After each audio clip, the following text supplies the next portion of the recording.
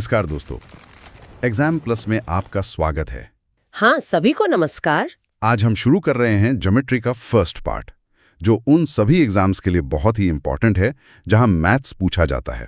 जैसे SSC, UP लेखपाल, railway, banking. बिल्कुल, और अन्य वनडे एग्जाम्स के लिए भी। इस पार्ट में हम ज्योमेट्री के परिचय से लेकर लाइंस और एंगल्स तक के सभी इंपॉर्टेंट डेफिनेशंस, रूल्स और कॉन्सेप्ट्स को स्टेप बाय स्टेप समझेंगे। हाँ, बिल्कुल बेसिक से लेकर एग्जाम लेवल तक हम इस डीप डाइव में सब कुछ कवर करने वाले हैं। एकदम सही। ये वीडियो अगर आप ध्यान से देख लेते हैं तो आपको ज्योमेट्री का अलग से वीडियो देखने की जरूरत नहीं पड़ेगी। सही बात है, क्योंकि हम सिर्फ रटने पर नहीं, समझने पर जोर देंगे। तो शुरू करते हैं। सबसे पहले उस बेसिक शब्द पर आते हैं, ज्योमेट्री। इसे सुनते ही अक्सर स्टूडेंट्स थोड़ा घबरा जाते हैं। हाँ, मैथ्स का नाम सुनते ही डर लगता है लोगों को। पर इसकी शुरुआत किसी बंद कमरे में बैठे फिलोसोफर्स ने नहीं की थी। इसका जन्म इंसानों की एक बहुत ही बेसिक जरूरत से हुआ था। अच्छा, कैसे? देखिए, अगर हम ज्योमेट्री वर्ड की रूट्स को समझें तो ये ग्रीक भाषा के शब्द जियोमेट्रॉन से आया है। जियोमेट्रॉन, ओके। हाँ, इसे दो हिस्सों में तोड़िए। जियो का मतलब होता है अर्थ यानी भूमि, और मेट्रॉन का मतलब होता है मेजरमेंट यानी मापना। हो, तो बेसिकली जमीन को मापना ही ज्योमेट्री है। एग्जैक्टली। प्राचीन काल में खासकर इजिप्ट और ग्रीस में जब नदियों में बाढ़ आती थी ना, तो खेतों की बाउंड्रीज मिट जाती थी। अरे हाँ, निशान तो पानी में धुल जाएंगे। सही कहा। तो लोगों को अपनी जमीन दोबारा मापनी पड़ती थी। उसी प्रैक्टिकल जरूरत ने आकार को समझने की कला को जन्म दिया। यानी ज्योमेट्री का असली मकसद प्रैक्टिकल था, सिर्फ पेपर पे ड्रॉ करना नहीं। बिल्कुल। और इस पूरे बिखरे हुए नॉलेज को पहली बार एक लॉजिकल रिटन फॉर्म में लाने का काम किया था एक महान मैथमेटिशियन ने, जिनका नाम था यूक्लिड। यूक्लिड, ये नाम तो एग्जाम्स में डायरेक्टली पूछा जाता है। हाँ, और इसी वजह से यूक्लिड को फादर ऑफ ज्योमेट्री या ज्यामिति का जनक कहा जाता है। Right, father of geometry Euclid. इसे तो नोट कर ही लेना चाहिए। पर जब मैं इन नोट्स को पढ़ रहा था तो एक चीज ने मुझे सच में थोड़ा उलझा दिया। क्या बात थी वो? वही सबसे पहली डेफिनेशन, पॉइंट यानी बिंदु की। नोट्स में लिखा है कि पॉइंट एक डायमेंशनलेस फिगर है, यानी विमाहीन आकृति। यस। जिसमें ना लंबाई है, ना चौड़ाई, ना मोटाई। चलिए इसे थोड़ा आज के जमाने से कनेक्ट करते हैं। मेरा मानना है कि ये पॉइंट हमारे फोन के जीपीएस पिन जैसा है। GPS pin? इंटरेस्टिंग। कैसे? देखिए, जब हम गूगल मैप्स पर किसी रेस्टोरेंट की लोकेशन देखते हैं तो वहां एक रेड पिन होता है। हाँ, लोकेशन मार्कर। वो पिन मैप पर एक एग्जैक्ट जगह बताता है, पर आप उस मैप को कितना भी जूम इन कर लें, वो पिन फिजिकली उस रोड पर कोई जगह थोड़ी घेर रहा है। अरे वाह, ये एनालॉजी तो एकदम परफेक्ट है। वो बस लैटिट्यूड और लॉन्गिट्यूड का इंटरसेक्शन है, एक लोकेशन। तो पॉइंट भी उस जीपीएस पिन की तरह ही है। बिल्कुल, स्पेस में एक जीपीएस पिन। और इसी डायमेंशनलेस पॉइंट से आगे जाकर बेसिक ज्योमेट्रिकल रूल्स बनते हैं। चलिए एक छोटा सा मेंटल एक्सपेरिमेंट करते हैं। हाँ, बताइए। अगर स्पेस में सिर्फ एक अकेला पॉइंट है, तो उस एक पॉइंट से गुजरती हुई आप कितनी लाइंस खींच सकते हैं? एक पॉइंट से मेरे ख्याल से तो हर डायरेक्शन में लाइन जा सकती है। एकदम सही आंसर है इन्फिनिट, यानी अनंत। एक पॉइंट से अनंत रेखाएं खींची जा सकती हैं। राइट, क्योंकि दिशा की कोई लिमिट नहीं है। पर अगर हम कंडीशन बदल दें, अगर आपके पास दो फिक्स्ड पॉइंट्स हैं ए और बी, तब उन दोनों को मिलाने वाली कितनी लाइंस बनेंगी? तब तो सिर्फ एक ही बन पाएगी जो सीधी दोनों को जोड़े। एग्जैक्टली। दो पॉइंट से होकर केवल और केवल एक ही स्ट्रेट लाइन खींच सकते हैं आप। और इन पॉइंट्स को रिप्रेजेंट करने के लिए हम हमेशा कैपिटल लेटर्स यूज करते हैं ना, जैसे ए, बी या पी। हाँ, ये एक स्टैंडर्ड मैथमेटिकल कन्वेंशन है। अब आते हैं एग्जाम के एक बहुत इंपॉर्टेंट टर्म पर। जब पॉइंट्स की संख्या 2 से बढ़कर 3 या उससे ज्यादा हो जाए तो क्या होगा? नोट्स में एक वर्ड है कोलिनियर पॉइंट्स, या हिंदी में संरेख बिंदु। इसका मतलब शायद यही है। हाँ, संरेख यानी एक ही रेखा में। जब 3 या 3 से ज्यादा पॉइंट्स एक ही स्ट्रेट लाइन पर आते हैं तो उन्हें कोलिनियर पॉइंट्स कहते हैं। ओके, तो पी, क्यू और आर अगर एक सीधी लाइन पर हैं तो वो कोलिनियर हैं। बिल्कुल, पर मैथ्स में सिर्फ देखकर नहीं बोल सकते। इसका मैथमेटिकल प्रूफ होता है और एग्जाम में ये डायरेक्ट यूज होता है। कैसे? इसको मैथमेटिकली कैसे चेक करते हैं? रूल ये कहता है कि अगर पी, क्यू और आर एक ही लाइन पर हैं तो उन तीनों पॉइंट से मिलकर बनने वाले ट्रायंगल का एरिया हमेशा 0 होगा। ओह, ट्रायंगल का एरिया 0 विट। इसको थोड़ा विजुअलाइज करते हैं। हाँ, सोचिए थोड़ा। अगर एक ट्रायंगल बनना है तो कम से कम एक पॉइंट को बेस वाली लाइन से थोड़ा ऊपर या नीचे होना पड़ेगा, राइट? ताकि बीच में कुछ स्पेस या एरिया बन सके। सही जा रहे हैं आप। पर अगर वो तीनों एक ही सीधी लाइन पर आ गए तो वो ट्रायंगल तो पिचक कर एक फ्लैट लाइन बन जाएगा, उसमें कोई एरिया बचेगा ही नहीं। अरे वाह, आपने तो पूरा विजुअल डेरिवेशन ही कर दिया। एरिया ऑफ ट्रायंगल PQR बराबर 0। ये तो एग्जाम के लिए बहुत बढ़िया शॉर्टकट है। मतलब अगर एग्जाम में 3 कोऑर्डिनेट्स दे दिए जाएं और पूछें कि क्या ये कोलिनियर हैं, तो आपको ग्राफ पेपर नहीं बनाना है। बिल्कुल नहीं, बस ट्रायंगल का फॉर्मूला लगाओ। अगर एरिया 0 आया मतलब तीनों एक सीधी लाइन में है, पूरा टाइम बच जाएगा इससे। और रटने की जरूरत भी नहीं पड़ी। अब जब हम पॉइंट समझ गए हैं तो हम ज्योमेट्री की ब्रांचेस की तरफ बढ़ते हैं। हाँ, जब बहुत सारे पॉइंट्स मिलते हैं तब लाइंस बनती हैं। एग्जैक्टली। स्टडी को आसान बनाने के लिए ज्योमेट्री को 3 मेन पार्ट्स में डिवाइड किया गया है। ओके, वो 3 पार्ट्स कौन से हैं? पहला है प्लेन ज्योमेट्री, जिसमें हम पेपर पर ड्रॉ की जाने वाली 2D आकृतियों की स्टडी करते हैं। इसके फादर यूक्लिड थे, जिसमें लाइन, स्क्वायर, सर्कल ये सब आता है, राइट? हाँ। दूसरा है सॉलिड ज्योमेट्री, जहां 3D फिगर्स की स्टडी होती है, जैसे क्यूब या सिलेंडर। यानी ऐसी चीजें जिनकी वॉल्यूम होती है। सही बात है। और तीसरा है कोऑर्डिनेट ज्योमेट्री, जहां पॉइंट्स की एग्जैक्ट पोजीशन और ग्राफ का स्टडी होता है। राइट। तो इन सब में पॉइंट के बाद जो सबसे बेसिक स्ट्रक्चर बनता है वो है लाइन, यानी रेखा। हाँ, आइए लाइन को डिफाइन करते हैं। लाइन वो है जिसकी सिर्फ लंबाई होती है, कोई चौड़ाई या ऊंचाई नहीं होती। और इसकी सबसे खास बात यह है कि इसके एंड्स फिक्स नहीं होते हैं ना? बिल्कुल सही। एक लाइन दोनों डायरेक्शंस में इनफाइनाइट यानी अनंत तक बढ़ती जाती है। इसको डिनोट कैसे करते हैं लिखते वक्त? इंग्लिश के 2 लेटर्स जैसे AB लिखकर उसके ऊपर एक छोटी सी लाइन बनाते हैं जिसमें दोनों तरफ एरोज होते हैं। वो एरोज बताते हैं कि लाइन कभी रुकेगी नहीं। हाँ, वो दोनों तरफ ओपन है। पर यहाँ नोट्स में एक बहुत ही शॉकिंग फैक्ट लिखा है, मुझे यकीन ही नहीं हुआ इस पर। मैं समझ गई आप किस पॉइंट की बात कर रहे हैं। यूक्लिड वाला। हाँ, मतलब जिसे हम ज्योमेट्री का फादर मानते हैं, यूक्लिड, मॉडर्न मैथमेटिशियंस ने उनकी पॉइंट और लाइन की डेफिनेशंस को रिजेक्ट कर दिया है। हाँ, कंप्लीटली रिजेक्ट कर दिया है, या यू कैन से अमान्य घोषित कर दिया। ये तो बहुत बड़ा प्लॉट ट्विस्ट है। जिसने बुनियाद रखी उसी की बातों को नकार दिया गया। हालांकि हमारे स्कूल्स में और कॉम्पिटिटिव एग्जाम्स में आज भी हम यूक्लिड वाली बेसिक डेफिनेशन से ही पढ़ते हैं, क्योंकि वो बेसिक समझ के लिए बेस्ट हैं। हाँ, एग्जाम पर्सपेक्टिव से हमें बेसिक डेफिनेशंस ही ध्यान रखनी है। ओके, तो वापस आते हैं अपनी शेप्स की दुनिया में। अभी आपने कहा कि एक लाइन दोनों डायरेक्शंस में इन्फिनिट होती है। बिल्कुल। तो यहाँ एक प्रैक्टिकल प्रॉब्लम आती है। अगर वो इन्फिनिट है, कभी रुकती ही नहीं, तो हम कॉपी में ड्रॉ क्या करते हैं? हम स्केल से 5 सेंटीमीटर की लाइन कैसे खींच लेते हैं? बहुत अच्छा सवाल है। रियलिटी ये है कि हम इनफाइनाइट लाइन को माप नहीं सकते, इसीलिए हमें उस इनफाइनाइट लाइन के कुछ टुकड़े करने पड़ते हैं। टुकड़े मतलब उसको काटना पड़ता है? हाँ, और इन टुकड़ों से नए शेप्स बनते हैं, जिसमें सबसे पहला नाम आता है रे यानी किरण का। किरण? सुनकर तो सबसे पहले सूरज की किरण या लेजर पॉइंटर की याद आती है। और लेजर पॉइंटर का एग्जाम्पल ज्योमेट्री की रे को समझने के लिए एकदम परफेक्ट है। अच्छा, वो कैसे? रे की डेफिनेशन कहती है कि अगर एक इनफाइनाइट लाइन का कोई एक एंड फिक्स कर दिया जाए तो वो रे बन जाती है। यानी उसका स्टार्टिंग पॉइंट तो हमें पता है पर एंडिंग पॉइंट नहीं। एग्जैक्टली। इसको लिखते वक्त हम लेटर्स के ऊपर एक ऐसा तीर बनाते हैं जो सिर्फ एक डायरेक्शन में पॉइंट करता है। जैसे लेजर पॉइंटर हमारे हाथ में है, वो स्टार्टिंग पॉइंट हो गया, पर उसकी रोशनी हवा में कहां तक जाएगी वो इनफाइनाइट है। सही एग्जाम्पल दिया आपने।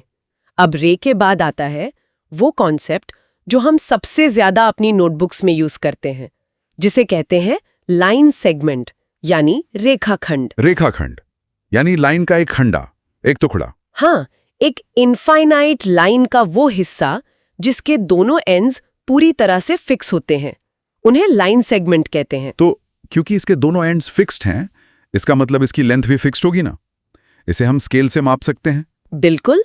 इसको डिनोट करने के लिए हम लेटर्स के ऊपर बस एक प्लेन लाइन खींच देते हैं बिना किसी एरो के। इसका मतलब तो ये हुआ कि बचपन से हम जो बोलते आए हैं कि स्केल से 5 सेंटीमीटर की लाइन खींचो, वो टेक्निकल टर्म में गलत है।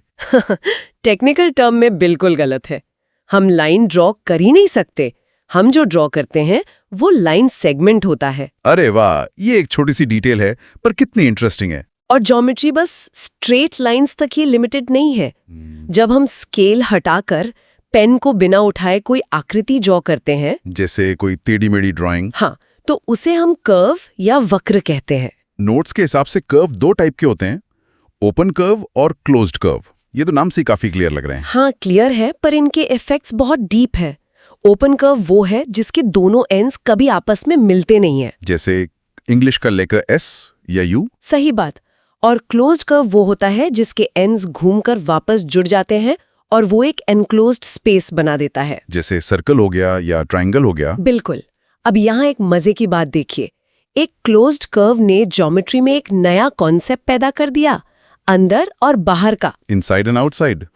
ये तो लॉजिक वाली बात है। हाँ, एक बार कोई पॉइंट क्लोज्ड कर्व के अंदर आ गया तो बिना कर्व को क्रॉस किए वो बाहर नहीं जा सकता। यही कॉन्सेप्ट देश के बॉर्डर्स और जमीन की प्रॉपर्टी लाइंस का बेस है। क्या बात है, एक सिंपल ज्योमेट्री रूल और देश के मैप का बेस बन गया। सही में। पर देखिए, अब तक हमने बस सिंगल लाइन या सिंगल कर्व की बात की, पर असली दुनिया थोड़ी कॉम्प्लिकेटेड है। दुनिया में बहुत सारी लाइंस एक साथ होती हैं। हाँ, एक ही सरफेस पर कई लाइंस हो सकती हैं। तो जब ये लाइंस आपस में मिलाती हैं या एक दूसरे को क्रॉस करती हैं, तब क्या कॉन्सेप्ट्स बनते हैं? ये ज्योमेट्री की कहानी का सबसे इम्पॉर्टेंट फेज है। लाइंस का आपस में रिलेशन कैसा है, इस पर एग्जाम में हर साल क्वेश्चन आता है। इसमें सबसे पहला टाइप है पैरेलल लाइंस, यानी समांतर रेखाएं। समांतर यानी जिनके बीच समान अंतर हो, इक्वल डिस्टेंस। बिल्कुल। डेफिनेशन कहती है कि किसी प्लेन पर ऐसी दो लाइंस जिनके बीच कोई भी कॉमन पॉइंट ना हो, वो पैरेलल होती हैं। मतलब वो कभी एक दूसरे को कट नहीं करेंगी। कभी नहीं। आप उन्हें इन्फिनिटी तक बढ़ा लीजिए, वो मिलेंगी नहीं। उनके बीच का परपेंडिकुलर डिस्टेंस हमेशा इक्वल रहता है। इन्हें डिनोट करने के लिए हम दो स्टैंडिंग लाइंस का सिंबल यूज करते हैं। इसका सबसे क्लासिक रियल लाइफ एग्जाम्पल तो ट्रेन की पटरियां हैं। हाँ, बिल्कुल परफेक्ट एग्जाम्पल है। वो दोनों ट्रैक्स हमेशा साथ चलते हैं, डिस्टेंस बराबर रहती है, पर वो कभी क्रॉस नहीं करते एक दूसरे को। अगर क्रॉस कर गई तो ट्रेन डीरेल हो जाएगी। सही कहा। अब दूसरी कंडीशन सोचिए, अगर उनके बीच की डिस्टेंस हर जगह इक्वल नहीं है तो आगे चलकर क्या होगा? तब तो आगे जाकर वो कहीं ना कहीं आपस में टकरा जाएंगी। एग्जैक्टली। और जब दो लाइंस एक दूसरे को किसी पॉइंट पर कट करती हैं तो उन्हें इंटरसेक्टिंग लाइंस या प्रतिच्छेदी रेखाएं कहते हैं। यानी जो प्रतिच्छेद करती हैं। हाँ, इन दोनों लाइंस के बीच एक कॉमन पॉइंट होता है। उस कॉमन पॉइंट को पॉइंट ऑफ इंटरसेक्शन कहते हैं। इसे हम सड़क के चौराहे जैसा समझ सकते हैं ना? हाँ, जहाँ दो रोड्स मिल रही हैं, वहां जो कॉमन एरिया होता है चौराहे का, वही उनका पॉइंट ऑफ इंटरसेक्शन हो गया। बिल्कुल सही समझे आप। अब तीसरी कंडीशन थोड़ी ट्रिकी लग सकती है। हमने देखा 0 common point parallel, 1 common point intersecting. अब आती हैं कोइंसिडेंट लाइंस या संपाती रेखाएं। संपाती रेखाएं, ये क्या होती हैं? ये ऐसी दो लाइंस होती हैं जो एक दूसरे के ठीक ऊपर होती हैं। जैसे पेपर पर आपने एक लाइन खींची और दूसरे पेन से ठीक उसी के ऊपर एक और लाइन खींच दी। पर अगर दोनों एक ही के ऊपर एक हैं, तो देखने में तो वो एक ही लाइन लगेगी ना? बिल्कुल, यही तो इसकी प्रॉपर्टी है। दिखने में एक लगती हैं, पर ज्योमेट्री के रूल्स के हिसाब से उनके सारे पॉइंट्स कॉमन होते हैं। ओह, यानी इन्फिनिट कॉमन पॉइंट्स। एग्जैक्टली। हम इन टकराव, कट करना, इन सब रिलेशंस की इतनी डेप्थ में स्टडी क्यों कर रहे हैं? इसका फाइनल आउटपुट क्या निकलता है? इसका फाइनल आउटपुट ही इस पूरे सब्जेक्ट की जान है। जब ये लाइंस टकराती हैं तो वो एंगल यानी कोण को जन्म देती हैं। एंगल्स, ये वर्ड तो सबने सुना है, पर मैथमेटिकली इसे डिफाइन कैसे करते हैं? सिंपल डेफिनेशन है, जब दो लाइंस, रेज या लाइन सेगमेंट्स किसी एक ही कॉमन स्टार्टिंग पॉइंट से निकलती हैं तो उनके बीच जो झुकाव या इंक्लिनेशन बनता है उसे एंगल कहते हैं। मतलब उनके बीच का स्प्रेड, दो लाइंस कितनी खुली हुई हैं। हाँ, वो एक दूसरे के रिस्पेक्ट में कितनी मुड़े हुई हैं। वैसे एक बात जरूर कहूंगा कि कोण सिर्फ किसी शेप के कोने नहीं होते। हाँ? ये तो एक तरह से मैथ्स की भाषा है। भाषा? वो कैसे? देखिए, ट्रिग्नोमेट्री से लेकर एडवांस ज्योमेट्री तक सब कुछ इन्हीं एंगल्स पर डिपेंड करता है। अगर हमें इनका मेजरमेंट और रिलेशन समझ आ गया तो आधी प्रॉब्लम तो वैसे ही सॉल्व हो जाती है। हम बस डिग्री की बात करते हैं, जैसे 90 डिग्री या 180 डिग्री। हाँ, आम जिंदगी में तो हमें सिर्फ डिग्री ही याद रहती है, पर एक्चुअली कोणों को मापने की 3 अलग अलग पद्धतियां हैं। 3 मेन सिस्टम्स। Right, 3 systems. तो जो पहला सिस्टम है जिसे इंग्लिश सिस्टम या षष्टिक पद्धति कहते हैं, टेक्निकल भाषा में इसे सेक्सेजिसिमल सिस्टम भी बोलते हैं, है ना? बिल्कुल सही। और ये सबसे ज्यादा पॉपुलर भी है। इसमें क्या होता है कि एक राइट एंगल यानी समकोण को हम 90 डिग्रीज में बांटते हैं। मतलब एक समकोण बराबर 90 डिग्री। हाँ, ये तो हम सबने स्कूल में पढ़ा है, लेकिन इसमें आगे का डिवीजन थोड़ा इंटरेस्टिंग है। 1 डिग्री को 60 हिस्सों में बांटा जाता है, जिसे मिनट कहते हैं। हाँ, और फिर 1 मिनट को आगे 60 हिस्सों में और बांटा जाता है, जिसे सेकंड कहते हैं। वीडिक सेकंड। अरे, ज्योमेट्री में मिनट और सेकंड, ये तो टाइम मापने के लिए होते हैं ना? इसको थोड़ा समझिए कि ज्योमेट्री में इनका क्या काम। अरे हाँ, ये कंफ्यूजन बहुत आम है। पर देखिए, मिनट और सेकंड यहाँ समय नहीं बल्कि प्रिसिजन यानी सटीकता को दिखाते हैं। ओह अच्छा, सटीकता के लिए? हाँ, मतलब जैसे टाइम को बिल्कुल एक्यूरेटली मापने के लिए हम मिनट्स और सेकंड्स का यूज करते हैं, वैसे एंगल को एकदम छोटे हिस्से में नापने के लिए इनका यूज होता है।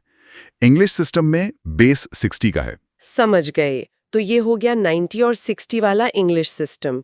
लेकिन फिर एक और सिस्टम आता है, फ्रेंच सिस्टम, जिसे घनत्विक पद्धति या सेंटिसिमल सिस्टम भी कहते हैं। इसे क्यों बनाया गया?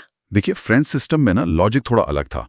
उन्होंने सोचा कि कैलकुलेशन को आसान बनाया जाए, तो उन्होंने 100 का बेस पकड़ा। अच्छा, मतलब उन्होंने समकोण को 90 की जगह 100 हिस्सों में बांट दिया। बिल्कुल, उन्होंने एक समकोण को 100 ग्रेड में बांटा और फिर एक ग्रेड को 100 मिनट में और 1 मिनट को 100 सेकंड में। ये थोड़ा डेसिमल टाइप का अप्रोच था। ओह वाओ, ये तो कैलकुलेशन में काफी इजी लगता है सुनने में।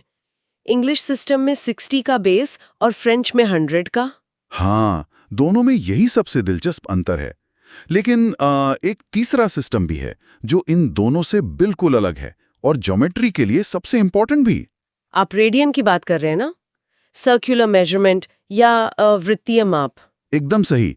रेडियन बिल्कुल नेचुरल सिस्टम है। इसमें किसी ने नंबर्स खुद से नहीं बनाए, ये सर्कल की अपनी प्रॉपर्टी से निकलता है। हाँ, मतलब इसकी डेफिनेशन के हिसाब से अगर वृत्त के चाप यानी आर्क की लंबाई उसकी त्रिज्या यानी रेडियस के बिल्कुल बराबर हो जाए, तो सेंटर पर जो कोण बनेगा वो 1 रेडियन होता है ना? बिल्कुल सही डेफिनेशन है। और इसी से एक बहुत फेमस रिलेशन निकलता है कि पाई रेडियन हमेशा 180 डिग्री के बराबर होता है। Right, pi radian equals 180 degrees. तो अब हमारे पास 3 अलग सिस्टम्स हो गए, डिग्री, ग्रेड और रेडियन। पर एग्जाम में तो हमें एक सिस्टम से दूसरे सिस्टम में कन्वर्ट करना पड़ता है, तब हम क्या करें? यहाँ पर एक यूनिवर्सल फॉर्मूला हमारे काम आता है जो इन तीनों को आपस में जोड़ता है। ये फॉर्मूला एकदम मास्टर की तरह है। अरे वाह, मास्टर की। तो एग्जाम की तैयारी करने वालों ध्यान दीजिए और इस फॉर्मूला को याद रखिए। ये फॉर्मूला है R/π = D/180 = G/200। यहाँ R रेडियन है, D डिग्री है और G ग्रेड है। हाँ, ये बहुत ही सिंपल सा यूनिवर्सल रिलेशन है। अब देखिए, अगर आपको बेसिक कन्वर्जन करना है, जैसे डिग्री से रेडियन जाना है, तो बस π/180 से गुणा कर दीजिए। और अगर उल्टा करना हो, मतलब रेडियन से डिग्री निकालना हो, तो 180/π से गुणा करना होगा, राइट? एग्जैक्टली। जैसे एक एग्जाम्पल लेते हैं, अगर 60 डिग्री को रेडियन में बदलना हो तो वो आएगा π/3 रेडियन और ग्रेड में आएगा लगभग 66.66 ग्रेड। ओह अच्छा। और वैसे ही अगर मेरे पास π/2 रेडियन हो तो डिग्री में वो 90 डिग्री होगा और ग्रेड में पूरा 100 ग्रेड हो जाएगा। बिल्कुल सही पकड़ा आपने। अब एग्जाम के पॉइंट ऑफ व्यू से एक और चीज बहुत जरूरी है। क्या आप बता सकती हैं कि एक रेडियन की वैल्यू डिग्री में कितनी होती है? हम अगर हम कैलकुलेट करें 180 को पाई यानी 22/7 से डिवाइड करके, तो ये लगभग 57.295 डिग्रीज आती है। सही है, एक रेडियन बराबर 57.25 डिग्री। ये 180 गुणा 7/22 से आता है। और इसका उल्टा करें तो एक डिग्री लगभग 0.0175 रेडियन के बराबर होता है। ये डायरेक्टली याद रखने वाली वैल्यूज हैं टाइम बचाने के लिए। पर देखिए, एग्जाम में कभी-कभी क्वेश्चंस को थोड़ा कॉम्प्लेक्स भी कर देते हैं, जैसे डिग्री, मिनट और सेकंड तीनों को एक साथ रेडियन में बदलने का सवाल आ जाता है। हाँ, वहां वो एक बड़ा सा ब्रैकेट वाला कॉम्प्लेक्स फॉर्मूला दे देते हैं, x डिग्री, y मिनट और z सेकंड को रेडियन में बदलने के लिए। राइट। उस फॉर्मूला में हम x को पाई बटे 180 से, फिर y को पाई बटे 180 गुणा 60 से और z को पाई बटे 180 गुणा 60 गुणा 60 से मल्टीप्लाई करके ऐड करते हैं। ये सुनने में बड़ा लगता है। लंबा जरूर लगता है, पर इसका लॉजिक बहुत सीधा है। हम बस मिनट को 60 से भाग देकर और सेकंड को 3600 से भाग देकर उनको डिग्री में बदल रहे हैं और फिर पूरे को एक साथ रेडियन में कन्वर्ट कर रहे हैं। सही बात है। अगर लॉजिक क्लियर हो तो फॉर्मूला रटने की जरूरत ही नहीं है। तो अब हमने मेजरमेंट सिस्टम समझ लिए, कन्वर्जन समझ लिया। अब कोनों के प्रकार यानी टाइप्स ऑफ एंगल्स पर आते हैं, जो उनकी डायरेक्शन और वैल्यू पर डिपेंड करते हैं। हाँ, दिशा यानी डायरेक्शन का ज्योमेट्री में बहुत बड़ा रोल है। एंगल हमेशा एक पॉइंट से स्टार्ट होकर किसी डायरेक्शन में बनता है। तो इस हिसाब से पॉजिटिव एंगल और नेगेटिव एंगल दो टाइप्स हुए। लेकिन यहाँ एक डाउट आता है, अगर घड़ी की सुई सीधी दिशा में चल रही है, मतलब क्लॉकवाइज, तो उसे नेगेटिव एंगल क्यों माना जाता है? ये तो उल्टा लगता है सुनने में। मैं समझाता हूँ। देखिए, ये मैथ की एक कन्वेंशन है, परंपरा है। कोऑर्डिनेट सिस्टम में हम एंगल हमेशा पॉजिटिव एक्स एक्सिस से नापना शुरू करते हैं। अच्छा, एक्स एक्सिस से। हाँ, तो जब हम एंटी क्लॉकवाइज यानी ऊपर की तरफ वाई एक्सिस की दिशा में जाते हैं तो एंगल की वैल्यू बढ़ती है, इसलिए उसे सकारात्मक या पॉजिटिव एंगल कहते हैं। ओके।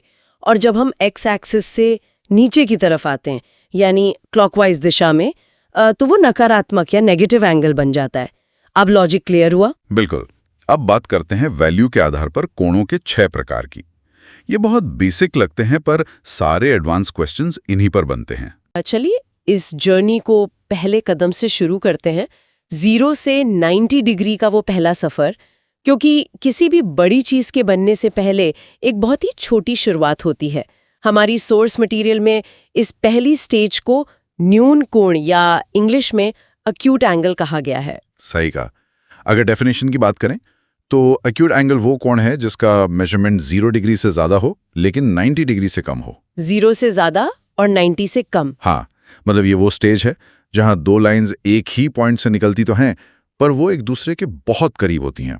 उनका जो झुकाव या गैप है वो अपने मिनिमम लेवल पर होता है, चाहे वो 15 डिग्री हो, 30 डिग्री हो या 89 डिग्री क्यों ना हो। ये सब एक्यूट एंगल्स ही कहलाएंगे। अगर इस वर्ड न्यून पर ध्यान दें तो इसका मतलब ही होता है नन्हा या बहुत छोटा। बिल्कुल, छोटा एंगल। यानी वो जो अभी 90 डिग्री के उस सीधी दीवार वाली लिमिट तक नहीं पहुंच पाया है। इसको विजुअलाइज करने के लिए ना एक बड़ा मस्त एग्जाम्पल हमारे पास है। जैसे कमरे का दरवाजा अगर हम बस थोड़ा सा खोलते हैं। अच्छा, दरवाजा वाला एग्जाम्पल। हाँ, तो उस दरवाजे और फ्रेम के बीच जो छोटा सा गैप बनता है ना, जहां से बस थोड़ी सी लाइट अंदर आ रही होती है, वो एक्यूट एंगल का एक परफेक्ट प्रैक्टिकल एग्जाम्पल है। वाह, ये तो बहुत रिलेटेबल है। या फिर स्टूडेंट्स कैंची या सिजर्स का एग्जाम्पल भी याद रख सकते हैं। जब आप पेपर काटने के लिए कैंची को थोड़ा सा खोलते हैं तो जो वी शेप बनता है आगे की तरफ, वो भी एक्यूट एंगल ही है। पर इस सफर में एक ऐसा पॉइंट आता है जो ह्यूमन सिविलाइजेशन और आर्किटेक्चर के लिए बहुत क्रूशल है। आप 90 डिग्री की बात कर रहे हैं, है ना? एकदम। जब उस दरवाजे को खोलते खोलते हम एक ऐसी पोजीशन पर ले आते हैं जहां वो दीवार के बिल्कुल परपेंडिकुलर हो जाता है, तब एक नई लिमिट बनती है। इसे हम समकोण या राइट एंगल कहते हैं। राइट एंगल, जिसका मेजरमेंट एग्जैक्टली बिना किसी एरर के 90 डिग्री होता है और ये इंग्लिश के एल लेटर जैसा शेप बनाता है। यहाँ एक इंटरेस्टिंग पॉइंट है। समकोण में जो वर्ड है सम, इसका मतलब होता है बराबर या इक्वल। तो मैं ये सोच रही थी, क्या यही वजह है कि दुनिया की ज्यादातर बिल्डिंग्स की फाउंडेशन, उनके पिलर्स, उनकी दीवारें इसी एल शेप या 90 डिग्री पर ही खड़ी की जाती हैं ताकि बैलेंस बराबर रहे? मतलब क्या ये 90 डिग्री सिर्फ एक मैथ का नंबर है या नेचर का कोई बैलेंसिंग रूल है? देखिए, इसका जवाब सीधे सीधे फिजिक्स और ग्रेविटी से जुड़ा हुआ है। समकोण या 90 डिग्री को आप स्टेबिलिटी का दूसरा नाम कह सकती हैं। जब इस सीधी दीवार की लिमिट को तोड़कर उस लाइन को और पीछे पुश किया जाता है तो क्या होता है? तब हम क्रॉस कर जाते हैं 90 की बाउंड्री और एंटर करते हैं अधिक कोण या ऑब्ट्यूस एंगल की दुनिया में। अधिक कोण, अधिक मतलब ज्यादा। बिल्कुल। इसकी टेक्निकल डेफिनेशन ये है कि वो एंगल जो 90 डिग्री से अधिक हो लेकिन 180 डिग्री से कम हो। यानी ये समकोण की स्ट्रिक्ट और सीधी लिमिट को तोड़कर थोड़ा आराम से पीछे की तरफ फैलने वाली स्टेज है। हमारा ज्योमेट्री का अगला पड़ाव है, जिसे हम सरल कोण या ऋजु कोण कहते हैं। इंग्लिश में इसे स्ट्रेट एंगल कहा जाता है। इसका माप एग्जैक्टली 180 डिग्री होता है और नाम से ही क्लियर है, ये एक बिल्कुल सीधी लाइन बनाता है। और इसी से हमारा एक सबसे इंपॉर्टेंट रूल निकल कर आता है।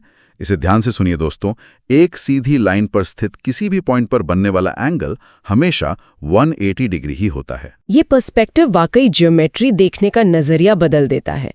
एक सीधी लाइन कोई स्टैटिक या रुकी हुई चीज नहीं है, बल्कि वो 180 डिग्री का हाफ सर्कल तय करने के बाद आई एक डायनामिक स्टेट है। पर क्या हो अगर हम इस 180 डिग्री वाली सीधी लाइन पर भी ना रुके? तो फिर सफर आगे बढ़ेगा। हाँ, अगर इस लाइन को हम उल्टी डायरेक्शन में यानी नीचे की तरफ और मोड़ते चलें, तो ज्योमेट्री हमें कहाँ ले जाती है? जब हम 180 डिग्री की उस फ्लैट सीधी बाउंड्री को क्रॉस करके नीचे की तरफ घूमना कंटिन्यू रखते हैं, तब जन्म होता है प्रतिवर्ती कोण का, जिसे इंग्लिश में रिफ्लेक्स एंगल कहा जाता है। रिफ्लेक्स एंगल, इसे हिंदी में पुनर्युक्त कोण भी कहते हैं। हाँ बिल्कुल। इसकी प्रॉपर्टी यह है कि ये 180 डिग्री से अधिक पर 360 डिग्री से कम होता है।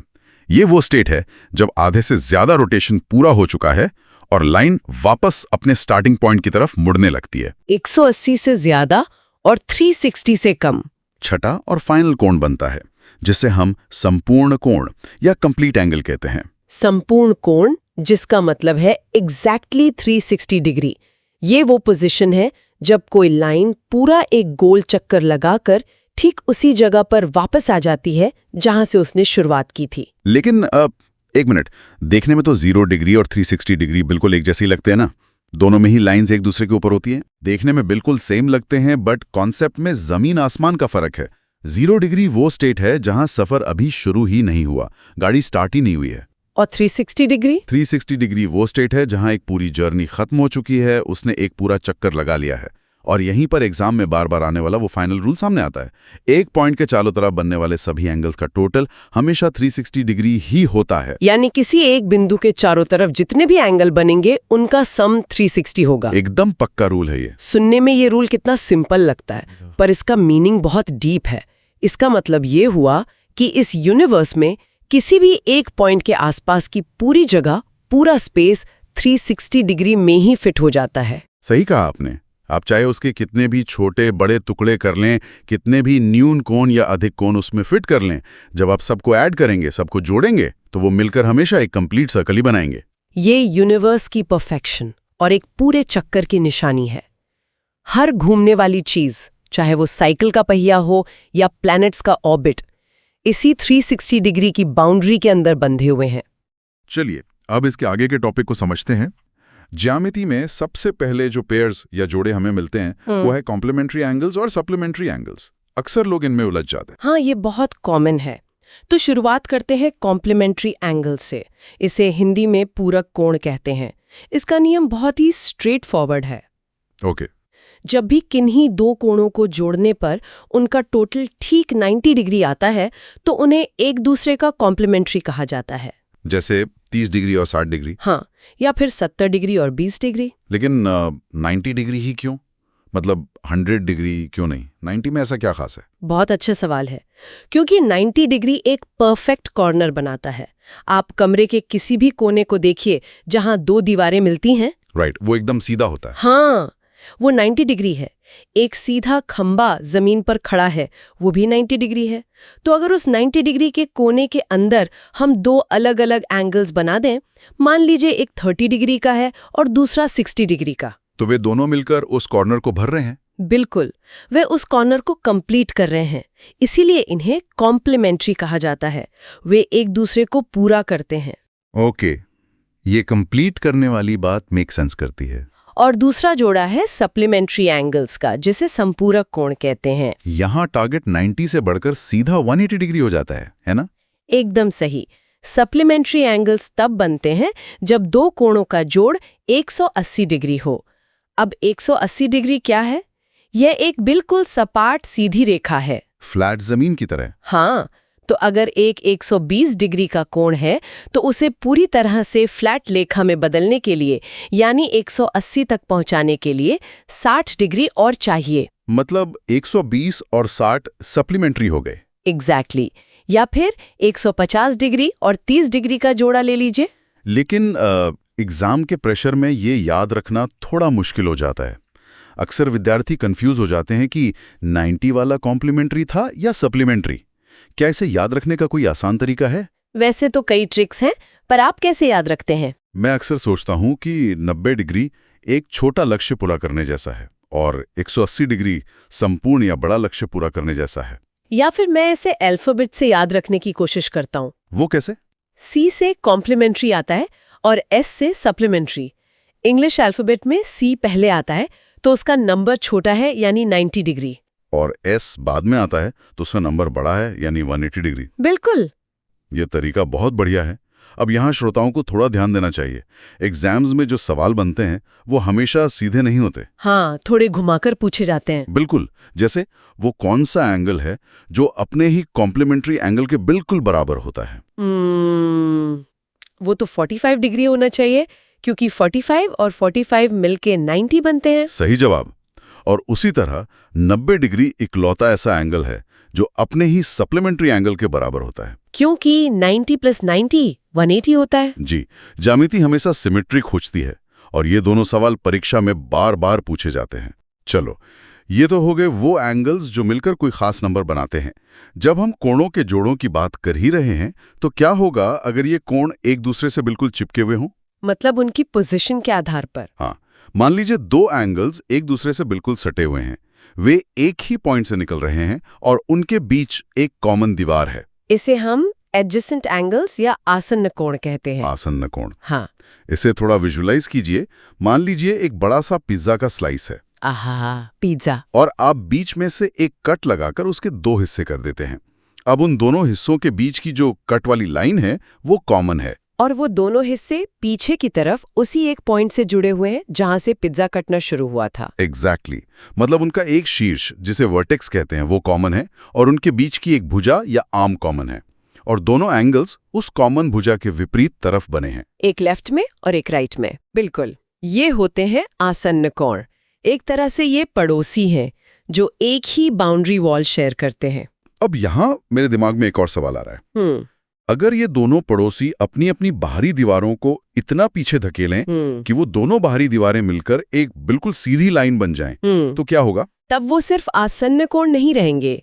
समझिए कि अगर उन दोनों आसन्न कोणों का योग 180 डिग्री हो जाए तो वे एक सीधी रेखा बनाते हैं। ओके। और इसे हम लीनियर पेयर या रैखिक युग्म कहते हैं। यहाँ दिलचस्प बात यह है, क्या सभी आसन्न कोण रैखिक युग्म होते हैं? नहीं, बिल्कुल नहीं। और यही गलती अक्सर लोग करते हैं। अच्छा। हाँ, याद रखिए केवल वही आसन्न कोण रैखिक युग्म होंगे जिनका योग 180 डिग्री होता है। ये एक बहुत ही महत्वपूर्ण वैचारिक अंतर है। मतलब हर लीनियर पेयर एक आसन्न कोण होता है, लेकिन हर आसन्न कोण एक लीनियर पेयर नहीं होता। बिल्कुल। आसन्न होने का मतलब सिर्फ दीवार शेयर करना है। जोड़ कुछ भी हो सकता है, पर लीनियर पेयर के लिए जोड़ 180 होना ही चाहिए। Got it. अभी हमने साथ साथ बैठे कोणों को देखा, लेकिन क्या होगा जब रेखाएं एक दूसरे को सीधे काट दें? तब जन्म होता है शीर्षाभिमुख कोण का, जिसे अंग्रेजी में वर्टिकली ऑपोजिट एंगल्स कहते हैं। मतलब टकराव वाली स्थिति। हाँ, इसके लिए अंग्रेजी के एक्स अक्षर की कल्पना कीजिए। ठीक है, क्रॉस साइन। जब दो रेखाएं किसी बिंदु पर काटती हैं तो आमने सामने बने कोण हमेशा बराबर होते हैं। मतलब ऊपर वाला कोण नीचे वाले के बराबर होगा। हाँ, और लेफ्ट वाला कोण राइट वाले के बराबर होगा। ये तो बहुत आसान रूल है ना? और इसी से जुड़ा एक और मजेदार कॉन्सेप्ट है कोणार्धक, यानी एंगल बाइसेक्टर। बाइसेक्टर, नाम से ही लग रहा है कि ये कुछ काट रहा है। बिल्कुल, ये एक ऐसी रेखा है जो किसी भी कोण को दो बिल्कुल बराबर हिस्सों में बांट देती है। जैसे पिज्जा के एक स्लाइस को दो दोस्तों के बीच बिल्कुल बीच से काटना, ताकि किसी को शिकायत ना हो। बहुत बढ़िया उदाहरण है। अगर एक एंगल 60 डिग्री का है तो उसका बाइसेक्टर उसे 30 डिग्री के दो हिस्सों में बांट देगा। परफेक्ट।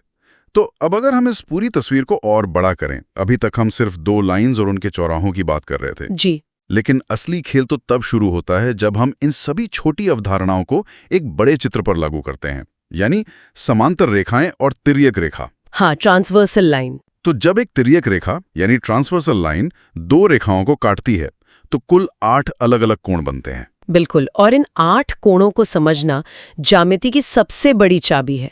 सबसे पहले इन्हें 2 हिस्सों में बांटते हैं, बाह्य और अंतःकोण। एक्सटीरियर और इंटीरियर एंगल्स। हाँ, जो कोण बाहर की तरफ बनते हैं वे बाह्य कोण हैं, जैसे 1, 4, 6 और 7। और जो उन दो रेखाओं के बीच में अंदर की तरफ फंसे होते हैं वो अंतःकोण हैं, सही। जैसे 2, 3, 5 और 8। ये बहुत सीधा है। ये तो आसान है लेकिन असली कंफ्यूजन एकांतर कोण और संगत कोणों में होता है। चलिए इसे बहुत ही सरल शब्दों में समझते हैं। एकांतर कोण यानी ऑल्टरनेट एंगल्स। ओके।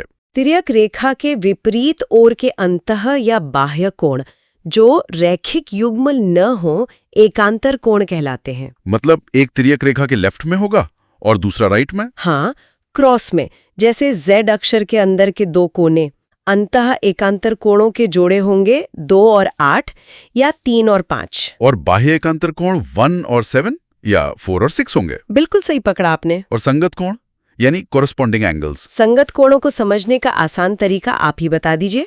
मुझे लगता है जो तिर्यक रेखा के एक ही तरफ हो, एक अंदर हो और एक बाहर हो और बिल्कुल सेम पोजीशन पर हो। एकदम परफेक्ट। जैसे किसी बिल्डिंग के सेम फ्लोर का सेम फ्लैट।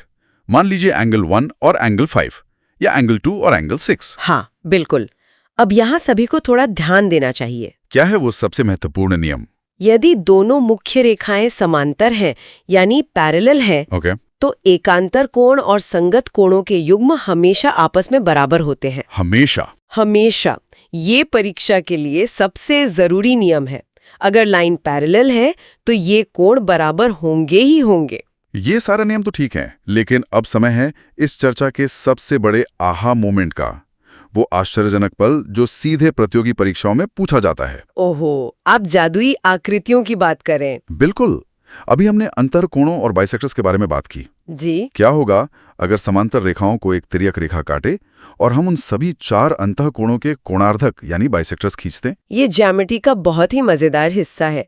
यदि रेखाएं समांतर हैं और हम अंतः कोणों के बाइसेक्टर्स खींचते हैं तो वे अंदर जाकर एक दूसरे को 90 डिग्री पर काटते हैं। 90 डिग्री पर? हाँ, और सबसे मजेदार बात पता है क्या है? क्या? वे अंदर मिलकर एक आयत बनाते हैं, एक रेक्टेंगल। वाओ! तो इसका मतलब ये सब कैसे जुड़ता है? बाहर से सिर्फ रेखाएं लग रही थीं, लेकिन उनके बाइसेक्टर्स ने अंदर एक परफेक्ट आयत बना दिया। जी हाँ, ये एक पक्की प्रॉपर्टी है। लेकिन मेरे मन में एक और सवाल है। क्या कोई ऐसी स्थिति है जहां आयत के बजाय कोई और आकृति बने? बहुत ही स्मार्ट सवाल है और इसका जवाब है हाँ। सच में? वो कैसे? यदि वह तिर्यक रेखा समांतर रेखाओं पर लंबवत हो, यानी बिल्कुल 90 डिग्री पर सीधी काट रही हो, तिरछी ना होकर एकदम सीधी खड़ी हो। हाँ, तो उन अंतः कोणों के जो अर्धक होते हैं वे मिलकर एक वर्ग बनाते हैं, एक स्क्वायर। अरे वाह, ये तो परीक्षा के लिए एक मास्टर स्ट्रोक जानकारी है। मतलब अगर तिर्यक रेखा तिरछी है तो आयत बनेगा और अगर लंबवत है तो वर्ग बनेगा। बिल्कुल, और इसे रटने की बजाय अगर आप इमेजिन करें तो ये हमेशा याद रहेगा। तो आज की इस चर्चा को समेटते हैं। हमने 90 डिग्री के कॉम्प्लीमेंट्री और 180 डिग्री के सप्लीमेंट्री एंगल्स के सरल जोड़ों से शुरुआत की। जी। फिर हमने देखा कि कैसे आसन्न कोण और लीनियर पैर काम करते हैं और अंत में देखा कि कैसे ये छोटे नियम मिलकर समांतर रेखाओं के बीच आयत और वर्ग जैसी जटिल आकृतियां बना देते हैं। बिल्कुल, मेरी तरफ से सभी के लिए यही संदेश रहेगा कि इन नियमों को बार बार समझिए और याद रखिए। सही बात है। ज्यामिति रटने का नहीं बल्कि आकृतियों को महसूस करने का विषय है। अपना अध्ययन जारी रखें और इन कॉन्सेप्ट्स का अच्छे से रिवीजन करें। बहुत खूब। तो चलिए अब इसके आगे के टॉपिक को समझते हैं। इस तार्किक विज्ञान की गहराई में उतरने के लिए सबसे पहले उस अवधारणा को समझना होगा जो संतुलन की नींव है। मतलब आप लंब की बात कर रहे हैं? हाँ, लंब जिसे हम परपेंडिकुलर कहते हैं। सूत्रों के अनुसार समझिए कि जब दो रेखाओं के बीच ठीक 90 डिग्री का कोण बनता है तो वे परस्पर लंब रेखाएं कहलाती हैं। उदाहरण के लिए यदि एक रेखा AB है और दूसरी रेखा CD है और वो एक दूसरे को इस तरह काटती हैं कि एकदम सीधा 90 डिग्री का कोण बनता है। राइट, जिसे मैथ्स की भाषा में AB परपेंडिकुलर टू CD लिखा जाता है। बिल्कुल। लेकिन ये तो बहुत ही बुनियादी बात हुई। असली जादू तब शुरू होता है जब बात लंब समद्विभाजक यानी परपेंडिकुलर बाइसेक्टर की आती है। हाँ, ये बड़ा इंटरेस्टिंग है। ये सिर्फ 90 डिग्री का कोण ही नहीं बनाता, बल्कि दूसरी रेखा को बिल्कुल 2 बराबर हिस्सों में बांट भी देता है। बिल्कुल, ज्यामिति में परफेक्शन का ये एक बेहतरीन उदाहरण है। समद्विभाजक शब्द का अर्थ ही है समान 2 भागों में काटना। राइट। लेकिन इसकी सबसे बड़ी खूबी इसका एक विशेष गुण है जिस पर ध्यान दीजिए। लंब समद्विभाजक पर मौजूद हर एक बिंदु उस मूल रेखा के दोनों अंत बिंदुओं से बिल्कुल समान दूरी पर होता है। मतलब एंड पॉइंट से इक्वल डिस्टेंस पर। एग्जैक्टली। इसे इक्विडिस्टेंट होना कहा जाता है। अच्छा, स्रोतों में दिए गए चित्र के संदर्भ से इसे देखा जा सकता है। यदि कोई रेखा PM है जो AB पर इस तरह लंब है कि दूरी AM और दूरी BM बिल्कुल बराबर हो जाती है, तो PM एक लंब समद्विभाजक है। इसे समझने के लिए एक एनालॉजी दी जा सकती है। ये एक पुराने तराजू को बिल्कुल बीचों बीच से पकड़ने जैसा है, जहां दोनों पलड़े हमेशा बराबर दूरी पर रहते हैं। हाँ, एकदम सटीक संतुलन में। लेकिन ये सवाल उठता है, क्या किसी रेखा को केवल बीच से काटना पर्याप्त नहीं है? ये समान दूरी और 90 डिग्री के कोण का नियम सिविल इंजीनियरिंग में इतना खास क्यों है? ये बहुत ही तार्किक सवाल है। केवल बीच से काटना पर्याप्त क्यों नहीं है, इसे ऐसे समझिए कि अगर कोण 90 डिग्री की बजाय 85 डिग्री हो जाए तो वजन एक तरफ झुकने लगेगा। ओह, राइट। समान दूरी या इक्विडिस्टेंट होने का ये नियम किसी भी वस्तु का सटीक सेंटर ऑफ ग्रेविटी खोजने में मदद करता है। अच्छा।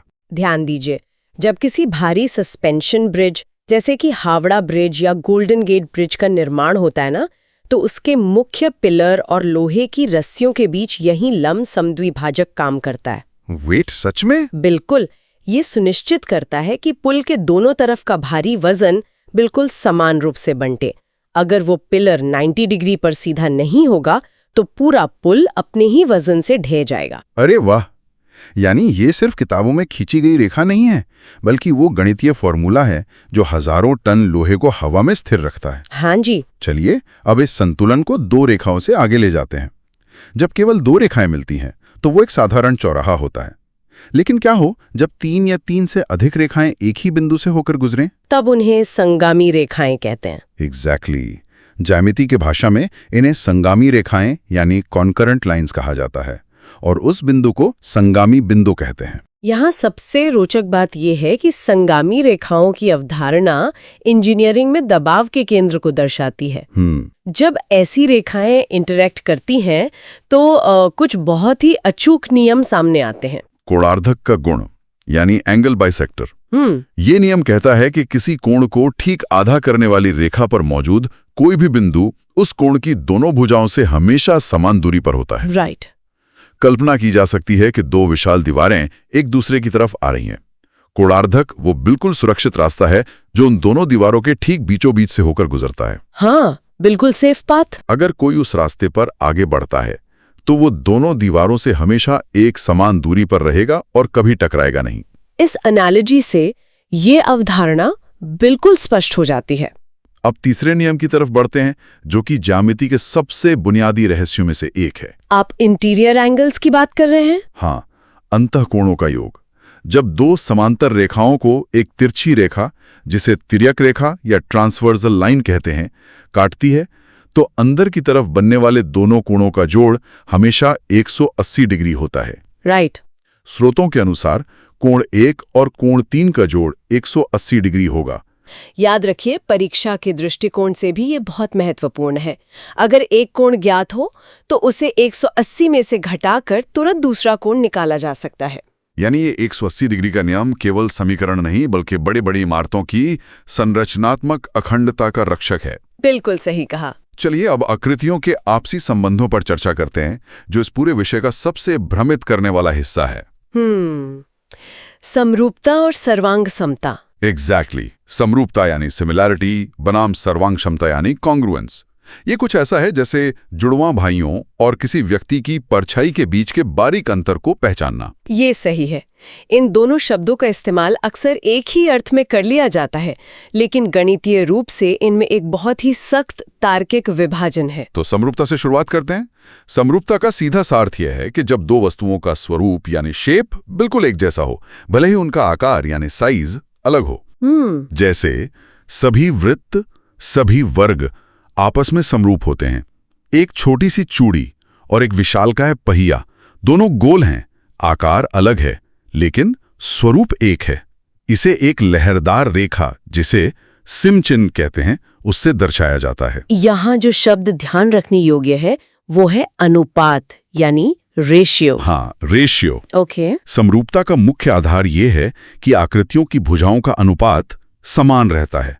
जैसे एक छोटे नक्शे में पूरे देश को दर्शाया जाता है, हर दूरी उसी अनुपात में छोटी कर दी जाती है, स्वरूप में कोई विकृति नहीं आती। राइट। लेकिन जब सर्वांग समता यानी कॉन्ग्रुएंस की बात आती है तो नियम अत्यंत कठोर हो जाते हैं। हाँ, इसमें कंडीशन स्ट्रिक्ट हो जाती हैं। यह तब होता है जब ज्यामितीय आकृतियों का आकार और आकृति दोनों बिल्कुल एक समान हो। स्रोतों में इसके लिए एक बहुत ही बेहतरीन वाक्यांश है, अर्थात वे एक दूसरे की फोटोकॉपी हों। बिल्कुल, फोटोकॉपी। इसका चिन्ह भी इस कठोरता को दर्शाता है। इसे कॉन्ग्रुएंस के चिन्ह से दर्शाया जाता है, जिसमें बराबर के निशान के ऊपर समरूपता वाली लहरदार रेखा होती है। रेखाओं की सर्वांग समता के लिए उनकी लंबाई का एकदम समान होना अनिवार्य है। यदि AB 4 सेंटीमीटर है तो CD को भी ठीक 4 सेंटीमीटर ही होना चाहिए। और एंगल्स के लिए भी यही रूल है? हाँ, कोणों की माप बिल्कुल समान होनी चाहिए। स्टूडेंट्स के लिए ये जरूरी है कि इन बुनियादी कॉन्सेप्ट्स का अच्छे से अभ्यास और रिवीजन करते रहें। हाँ, रिवीजन बहुत जरूरी है, क्योंकि ये स्पष्ट है कि आज समझे गए यही परीक्षा केंद्रित नियम कल की बड़ी सफलताओं की सबसे मजबूत नींव बनेंगे। ज्यामिति के इस अद्भुत संसार को इसी विश्लेषणात्मक दृष्टि से देखते रहना चाहिए। हम ज्योमेट्री यानी ज्यामिति के कुछ ऐसे क्वेश्चंस को अनपैक करने वाले हैं जो एग्जाम में आते तो हैं पर अक्सर थोड़े ट्रिकी लगते हैं। बिना टाइम वेस्ट किए हमें स्लाइड्स के पहले क्वेश्चन की तरफ बढ़ना चाहिए, जो कि कॉम्प्लीमेंट्री एंगल्स पर बेस्ड है। राइट। किसी भी मुश्किल ज्योमेट्री को समझने से पहले हमें उन एंगल्स को समझना होगा जो मिलकर एक राइट एंगल बनाते हैं। मैं नोट से पहला क्वेश्चन पढ़ती हूँ, ध्यान से सुनिएगा। यदि कोई कोण अपने पूरक का 4 गुना हो तो कोण ज्ञात कीजिए, यानी हमें वो एंगल फाइंड करना है। यहाँ सबसे पहले तो ये क्लियर करना जरूरी है कि पूरक कोण यानी कॉम्प्लीमेंट्री एंगल्स आखिर होते क्या हैं। देखिए, ये ऐसे दो एंगल्स होते हैं जिनका सम हमेशा 90 डिग्रीज होता है। यानी अगर एक एंगल को हम थीटा मान लें तो दूसरा ऑटोमेटिकली 90 माइनस थीटा हो जाएगा, राइट? एग्जैक्टली। और यही हमारा पहला स्टेप है इन स्लाइड्स में। हम मान लेते हैं कि पहला एंगल थीटा है। अब क्वेश्चन की कंडीशन के हिसाब से दोनों का सम 90 है, तो दूसरा एंगल 90 माइनस थीटा होगा। और सवाल कहता है कि पहला एंगल दूसरे का 4 गुना है। तो हमारा इक्वेशन बनेगा थीटा इक्वल्स 4 और ब्रैकेट में 90 माइनस थीटा। तो ब्रैकेट खोलने पर हमें मिलेगा theta equals 360 degrees minus 4 theta. Wait, यहाँ पर मैं थोड़ा रोकना चाहूंगी। ध्यान से समझिए, यहाँ एग्जाम्स में स्टूडेंट्स अक्सर एक बहुत कॉमन गलती करते हैं। जल्दबाजी में ब्रैकेट खोलते वक्त वो 4 का मल्टीप्लाई सिर्फ 90 से कर देते हैं और थीटा को भूल जाते हैं। हाँ, यह एक्चुअली बहुत सच बात है। एग्जाम के प्रेशर में ये सिली मिस्टेक बहुत भारी पड़ सकती है। पर जैसा कि नोट्स में क्लियरली बताया गया है, 4 का मल्टीप्लाई दोनों टर्म्स से होगा। तो इक्वेशन में जो -4 थीटा है, जब हम उसे लेफ्ट साइड लाएंगे तो वो +4 थीटा हो जाएगा। मतलब theta plus 4 theta equals 360 degrees, यानी इक्वेशन बन गई 5 थीटा इक्वल्स 360। बिल्कुल। और लास्ट स्टेप में जब हम 360 को 5 से डिवाइड करेंगे तो थीटा की वैल्यू आएगी 72 डिग्रीज। तो हमारा पहला एंगल 72 डिग्रीज निकल आया। और इसका पूरा कोण यानी 90 माइनस 72 18 डिग्रीज होगा। देखा कितना simple step by step logic था ये। एग्जाम में ऐसे ही स्टेप बाय स्टेप और काम अप्रोच रखनी चाहिए। सही बात है, लॉजिक क्लियर हो तो आंसर अपने आप निकल आता है। स्लाइड में दूसरा सवाल बिना किसी नंबर के दिया गया है। मैं पढ़ती हूँ। यदि रेखीय युग्म यानी लीनियर पेयर का एक कोण न्यून कोण मतलब एक्यूट एंगल है तो दूसरा कोण क्या होगा? ये सवाल टोटली प्योर लॉजिक पर बेस्ड है। लीनियर पेयर का बेसिक कॉन्सेप्ट ये कहता है कि एक सीधी रेखा पर बने दो एंगल्स का सम हमेशा 180 डिग्रीज होता है। और क्वेश्चन में दिया है कि एक एंगल एक्यूट एंगल है। एक्यूट एंगल का सीधा सा मतलब है जो 90 डिग्री से कम हो। तो ठीक है, अगर हमें 180 का टोटल चाहिए और एक एंगल 90 से छोटा है, तो दूसरे एंगल को ऑटोमेटिकली 90 से बड़ा होना ही पड़ेगा ताकि वो टोटल 180 का बैलेंस मेंटेन कर सके। इसमें एक्चुअली कोई लंबा चौड़ा फॉर्मूला नहीं चाहिए, बस थोड़ा सा कॉमन सेंस लगाना है। तो कंक्लूजन ये निकलता है कि जो एंगल 90 से बड़ा और 180 से छोटा होता है उसे हम अधिक कोण या ऑब्ट्यूस एंगल कहते हैं। इसलिए इस सवाल का डायरेक्ट आंसर ऑब्ट्यूस एंगल होगा। ये पार्ट एग्जाम के पर्सपेक्टिव से बहुत इंपॉर्टेंट है क्योंकि इसमें पेन पेपर की जरूरत नहीं है। ये सीधा एक स्टूडेंट की सोचने की क्षमता को टेस्ट करता है। जो लोग तैयारी कर रहे हैं उन्हें ऐसे लॉजिकल क्वेश्चंस पर जरूर ध्यान देना चाहिए। मैं पूरी तरह से एग्री करता हूँ। हम अपने नोट्स की तीसरी स्लाइड पर चलते हैं जहां 180 डिग्री के इस रूल को एक मैथमेटिक्स पजल में अप्लाई किया गया है। सवाल कहता है एक कोण अपने संपूरक का 1/3 है, तो कोण का मान ज्ञात कीजिए। हाँ, अब हम सप्लीमेंट्री एंगल्स यानी संपूरक कोण की बात कर रहे हैं जिनका सम 180 डिग्रीज होता है। ये पहले क्वेश्चन जैसा ही फ्रेमवर्क है, बस वैल्यू और टर्म्स बदल गए हैं। बिल्कुल। अगर हम इसको वही standard step by step method से सॉल्व करें तो सबसे पहले मान लेते हैं कि वो एंगल x है, तो उसका संपूरक कोण 180 - x होगा, राइट? सही कहा। और क्वेश्चन के हिसाब से इक्वेशन बनेगी x = 1/3 और फिर ब्रैकेट में 180 - x। पर एक छोटी सी प्रॉब्लम है। मैथ्स में जब भी फ्रैक्शन या भिन्न आते हैं तो कई स्टूडेंट्स थोड़ा अटक जाते हैं। क्या इस इक्वेशन को इजीली सॉल्व करने का कोई डायरेक्ट तरीका है जिससे इस 1/3 वाले फ्रैक्शन से बचा जा सके? हाँ, बिल्कुल है।